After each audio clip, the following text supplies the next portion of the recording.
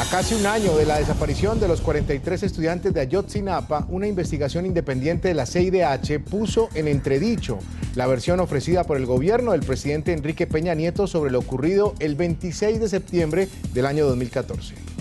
La llama de 7 metros se habría tenido que inclinar hacia el basurero, encendiendo todo el plástico que sigue existiendo. Es un basurero más bien seco. El GIEI se ha formado la convicción de que los muchachos no fueron incinerados en el basurero de Cocula. Y este es el debate. A pesar de los argumentos de la CIDH y de las enormes dudas que deja el informe, la Procuraduría General de la Nación se aferró a la versión oficial y aseguró que los estudiantes sí fueron incinerados y lanzados posteriormente a un río, aunque antes había prometido seguir investigando lo que sucedió en Iguala. Esta tesis sigue sin convencer a los padres de las víctimas, que exigen la verdad de lo que sucedió ese día y culpan a la administración de Enrique Peña Nieto de no hacer un trabajo riguroso para saber el verdadero paradero de los normalistas. Con este tema comenzamos esta noche. Bienvenidos, bienvenidas.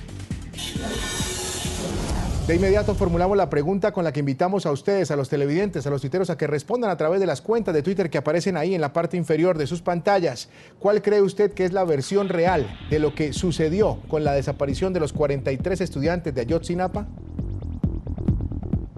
Y es que en México hoy hay más dudas que respuestas sobre la desaparición de los 43 estudiantes de Ayotzinapa. La versión oficial, que detallaba cómo los jóvenes fueron asesinados, incinerados y posteriormente lanzados a un río, ahora parece estar sin fundamentos tras un informe de la CIDH que de manera científica parece desmentir cada palabra de la Procuraduría Mexicana sobre lo que supuestamente sucedió la noche del 26 de septiembre del año 2014. Expertos de la Comisión Interamericana de Derechos Humanos desmintieron la versión oficial sobre la desaparición de los 43 estudiantes de Ayotzinapa.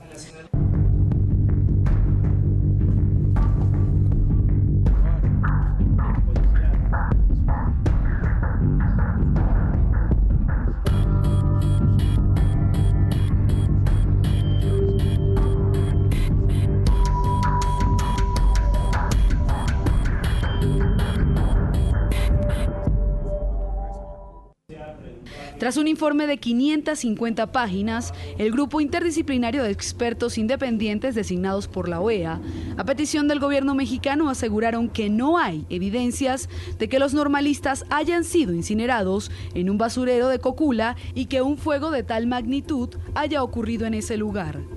Versión que había sostenido la administración del presidente Enrique Peña Nieto hasta el momento y que la Procuraduría General de México había catalogado de verdad histórica. La llama de 7 metros, se habría tenido que inclinar hacia el basurero, encendiendo todo el plástico que sigue existiendo. Es un basurero más bien seco y por lo tanto ahí se tendría que haber generado un incendio forestal, un incendio que hubiese quemado toda esa zona. Por todas estas razones, el GIEI se ha formado la convicción de que los muchachos no fueron incinerados en el basurero de Cocula. Tras 6 meses de trabajo en la nación norteamericana, los expertos señalaron que las autoridades mexicanas cometieron errores y no hicieron todo lo posible para localizar a los estudiantes.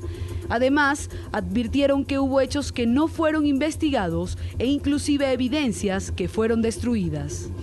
Tras el informe, a través de su cuenta en Twitter, el presidente Enrique Peña Nieto pidió a las autoridades de su país tomar en cuenta y analizar los resultados del grupo de expertos. He dado indicaciones para que las investigaciones de los trágicos sucesos de Iguala tomen en cuenta los elementos aportados por el GIEI. También le he dado indicaciones a las dependencias del gobierno mexicano para que analicen cada una de las recomendaciones que han presentado hoy. Por su parte, la Procuraduría General Mexicana reiteró que los estudiantes sí fueron incinerados y descartó replantear la hipótesis y abrir una nueva investigación. Las familias de los desaparecidos claman por una investigación profunda sobre el caso a poco más de 2 semanas de cumplirse un año de la tragedia. Le exigimos que abra las puertas de Los Pinos para que podamos poner las cosas en claro. Mintió su gabinete, el de seguridad, y todo eso ha venido ocasionando que en este tiempo los padres de familia vivamos un tiempo de tormento psicológico, emocional. Los expertos designados por la Comisión Interamericana de Derechos Humanos han pedido 6 meses más para continuar con la investigación, la cual hasta el momento ha revelado las siguientes incoherencias de la versión entregada por las autoridades mexicanas. La histórica verdad de la Procuraduría Mexicana se ha convertido ahora en un acumulado de dudas e inconsistencias tras el informe del Grupo Interdisciplinario de Expertos Independientes designados por la OEA. Entre ellas tenemos la cremación en el basurero. La Procuraduría General señaló que la hoguera en el que habrían quemado los cuerpos de los 43 estudiantes fue alimentada con llantas, madera, basura, diésel y otros combustibles durante al menos 12 horas.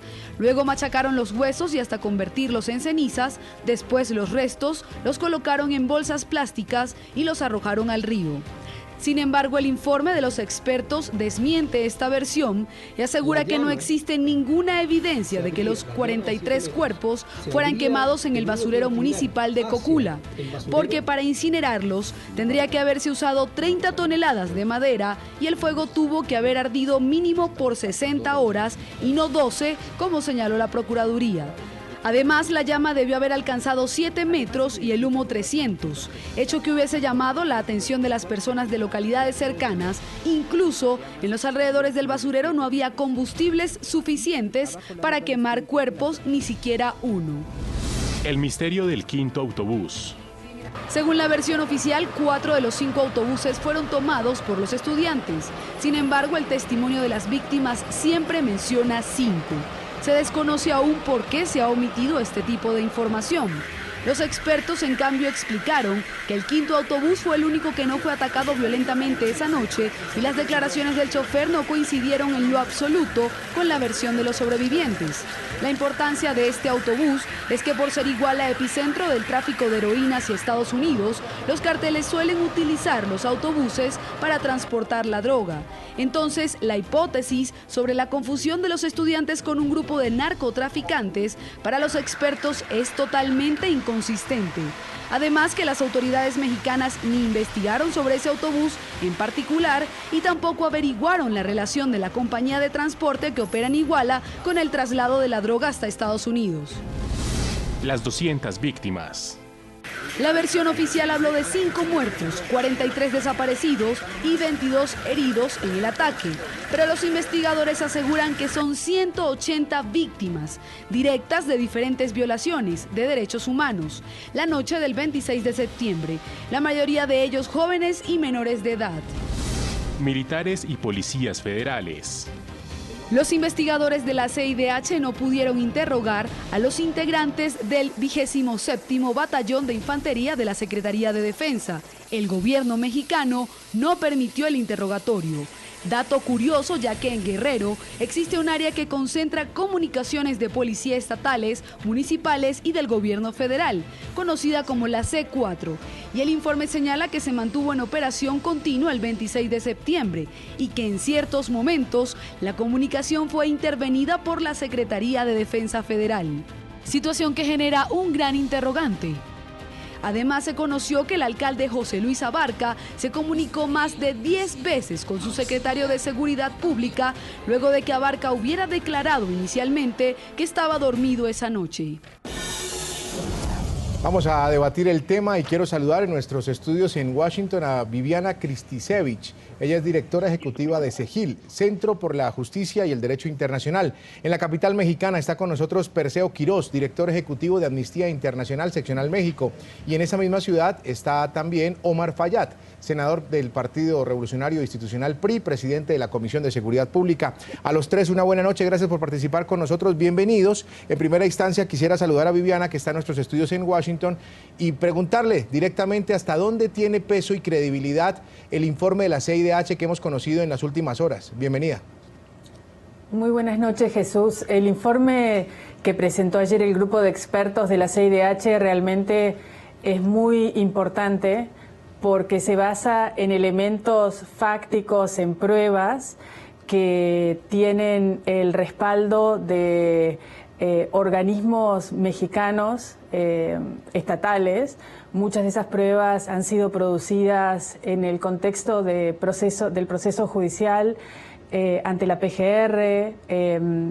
Se ha contado con experticias independientes como las de el forense torero, el forense en fuego, y declaraciones de numerosas víctimas y testigos. El informe es muy contundente y creo que responde a los más altos estándares de rigurosidad.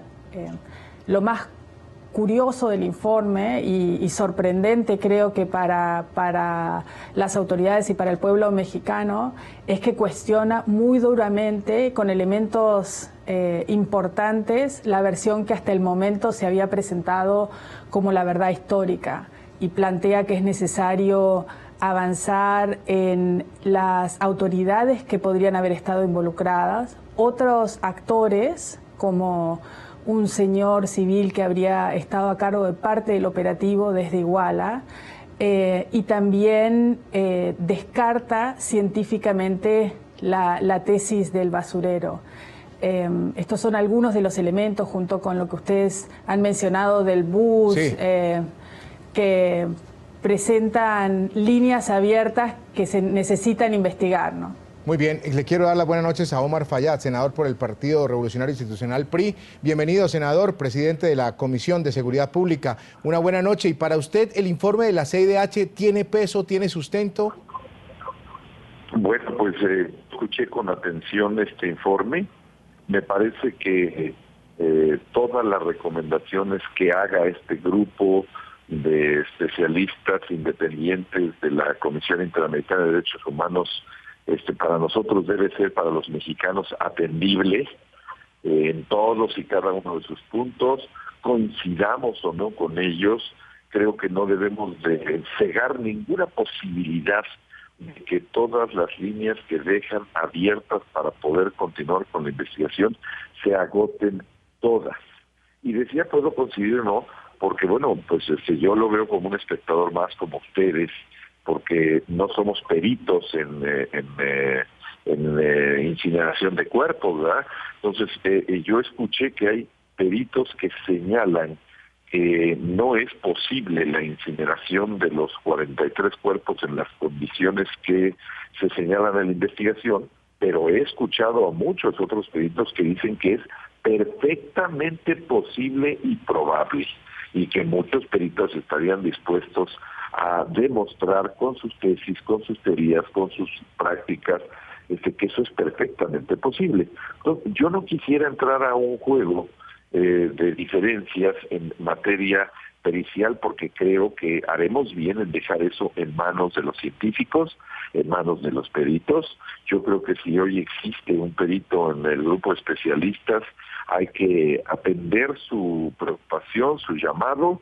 Hay que, como lo señaló la Procuraduría de la República, hay que llamar a un tercero, a un cuarto, a los que sean necesarios para determinar si es posible o no es posible, porque pues de ello dependen muchas cosas. Claro. Si nosotros decimos que no es posible, pero ¿cuál es la otra tesis, no? ¿Hay otra tesis? ¿Hay algún elemento de prueba, algún indicio que te lleve a otra cosa? Pues por el momento me parece que los otros elementos serían muy vagos, muy someros, ¿no? No me parece que hubiera una tesis de fondo. Aquí que hay una tesis de fondo, pues creo que al contrario hay que hacer valer la opinión de diversos peritos. Ya los de la Procuraduría emitieron una opinión, ya los especialistas independientes otra opinión, incluso hay peritajes de los peritos argentinos. A los argentinos, así es. En el caso.